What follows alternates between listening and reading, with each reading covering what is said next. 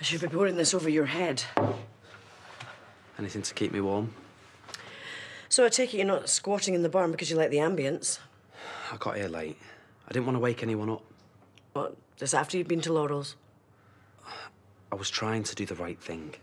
Gotta be the first time for everything, eh? You're not helping. I had to get out of town a bit sharpish.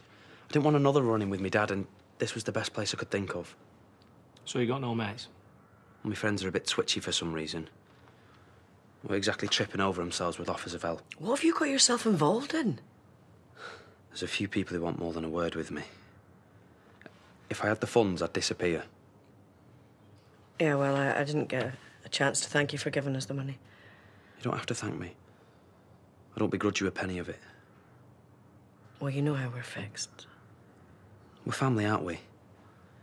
That's why I was hoping you'd let me get my head down here for a few nights, just until I sort myself out. Marlon's reaction was like, people aren't just going to forgive and forget. I'll keep out the way. I'm not looking for trouble. What, like you did yesterday? Yeah, what were you thinking?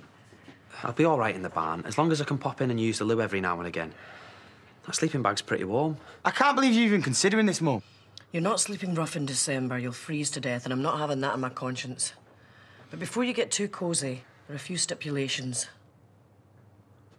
I want you to make your peace with Laurel and Marlon. Well, 5 minutes ago you were warning me off, and make your mind up. Oi, what's your lip? Yeah, you're better off keeping away from them. Half the reason I came back is because I wanted to sort it with her. I did try yesterday, but it blew up in my face. I should have handled it better. Right.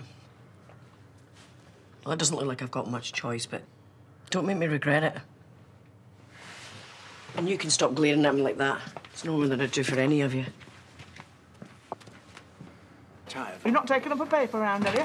Hardly. They're for burning, before my delusional father can humiliate me any further. No, I'm more than happy to wear it on. There's nothing wrong with exploiting one's talents. Right. Okay. You know that Gabby keeps going on and on about getting a pony? Yeah, we've said no. Several times. Well, the thing is, it's possible that well, I said she could get one. She caught me at a weak moment, and it's every little girl's dream, isn't it? Oh, what could possibly be the harm? Well, I need to speak to you. Yeah, in a minute. Look, I'm sorry, but she can't have one. None of us can afford it. End of story. I think Hamish has forgotten what Belle looks like. Well, I've promised her now. I mean, we could all chip in. Well, you're just going to have to unpromise her, aren't you? We don't want any trouble. That's what I was trying to tell you. Are you stalking me now or something? I told you this was a bad idea. I cannot believe that you've got the nerve to show your face in here. This is the sicko that attacked Laurel. Oh, right. So I'm a sicko now. What would you call it? Terrorising a woman and a toddler. When I did what I did, I was in a really dark place.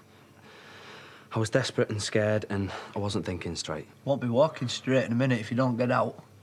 Can't we just hear him out? Oh, just save your breath. I told you they weren't going to listen. Not to the likes of you, we won't, no. You might have twisted things for the police, but we know what really happened.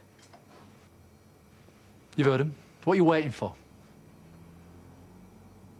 Run out of town by a bunch of wannabe vigilantes. Should get yourself some capes. Or a life. It's your choice. You're right. Every time I see him, he becomes more and more pathetic. I almost feel sorry for him.